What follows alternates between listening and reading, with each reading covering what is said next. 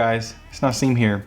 Now, after using the iPhone 11 for about 2 years now, the one thing that kept coming to my mind whenever I was using it on a day-to-day basis was this one simple statement that I think explains the iPhone 11 pretty perfectly.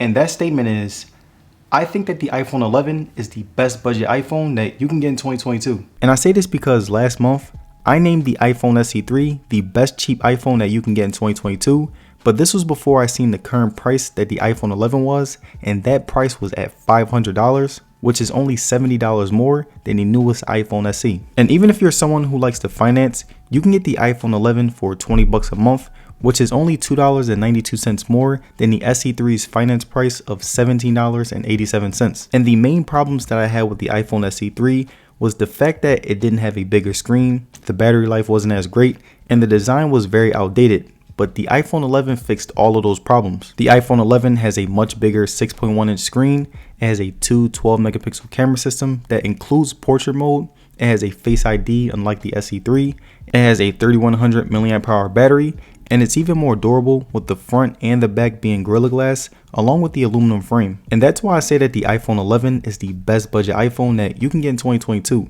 Because it fixes every single thing that people were complaining about when it came to the iPhone SE. But besides that, I wanted to give you guys my personal experience with the iPhone 11 so that you can decide whether or not you should buy it over the iPhone SE. Now, the first thing that I loved about the iPhone 11 2 years after its release was the amazing display. Now, the iPhone 11 has a 6.1 inch liquid retina LCD display that I will say still holds up compared to many other budget phones.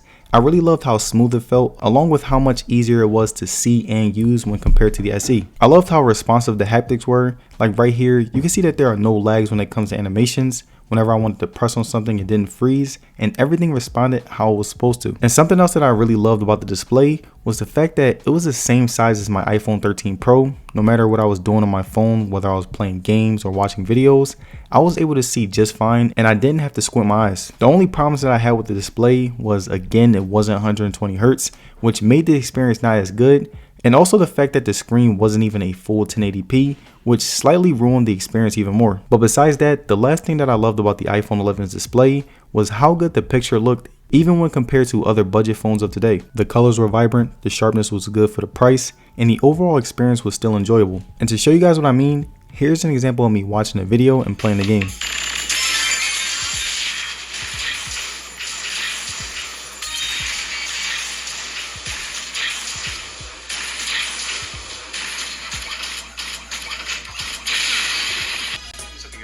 It's Naseem here. Now, after using the iPhone SE3 for about a week now, the one thing that kept coming to my mind whenever I was using the iPhone SE3 on the day-to-day basis was this one simple statement that I feel wraps it up pretty perfectly. And that statement is, I think that the iPhone SE3 is the perfect phone for anyone who wants a standard iPhone. Now, the next thing that I loved about the iPhone 11 2 years after its release was the pretty great battery. Now, the battery on the iPhone 11 was pretty good when compared to other phones in the price range. I will usually average about 5 to 7 hours of on-screen time, which was pretty heavy use for me. And with 5 to 7 hours of on-screen time, I will usually end my day with about 4% battery left, which was pretty good since I was using heavy apps like Google Maps and even did a bit of gaming. And the only thing that I really didn't like about the battery was that the charging speeds were kind of slow. Like there was a time where I forgot to charge it overnight and tried to charge it while I got ready for work, but the battery only went up 45%, which meant that I had to go to work with a half battery. The wireless charging was also pretty slow since it's less wattage than wired. And again, that was my main problem with the battery on the iPhone 11. The fact that it wouldn't charge fast enough during crucial times. Now, the next thing that I loved about the iPhone 11 2 years after its release was the amazing software. Now, the software on the 11 was just as smooth as any other iPhone that we have today. Like right here, I'm scrolling through the OS and you can see just how smooth it was able to run each animation. And since this is an older iPhone, I was really impressed. The only problem that I had was the fact that it became pretty laggy whenever I would play a game like Asphalt 9 or even Call of Duty. And it made me realize why this could be in the budget phone category. But besides that, it still had the key features and apps that most people want in their iPhone. It has AirDrop, FaceTime, iMessage, and many other things that make it a quality iOS experience. And the last thing that I loved about the software was how well it connected to my other devices. Like whenever I would share a quick file or answer a call from my other Apple devices, or even copy and paste text on other devices, the iPhone 11 still had that great ecosystem, so I was pretty happy. Now, the next thing that I loved about the iPhone 11 2 years after its release was the pretty good speakers. Now the dual speakers on the 11 were really good. Whenever I was listening to music or whenever I was watching a video, I really loved the fact that I could play them almost anywhere and the quality didn't really deteriorate that much, which was really good. The bass was also something that I loved about the speakers. Like whenever I would play one of my gym songs, the bass hit harder than most smartphones. And something else that I really loved about the speakers was the overall sound quality. There were even times where I would watch a video out loud just because of how good they sounded. And the last thing that I loved about the speakers was just how loud they were. And to give you guys an idea of that, here's a speaker test.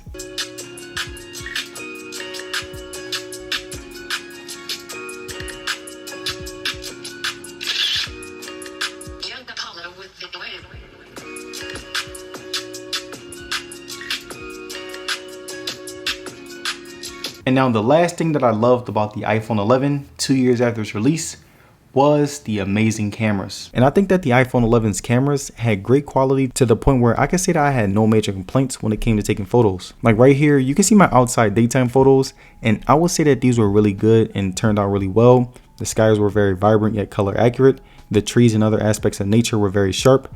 My face looked pretty color accurate, especially when compared to other budget phones where it would look too light at times. And the overall vibrancy of the pictures were great to no surprise. And when we look at the inside daytime photos, I would say that these were also really great. Like right here, you can see that there was no graininess no matter how dark it got, and my selfies were top notch when compared to other flagships. The quality got much better, the sharpness was still great, and the colors were very accurate, which definitely redeemed the camera overall. And when it came to video quality, the iPhone 11 had one of the best to offer in its price range, and to give you guys an example, here are some videos that I took on it.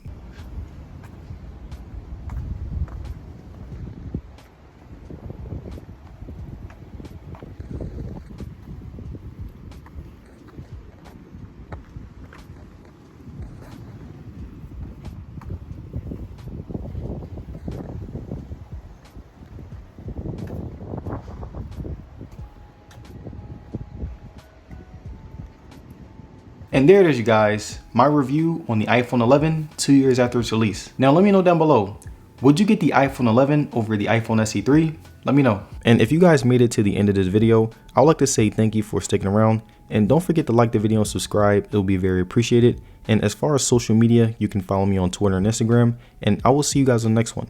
Peace.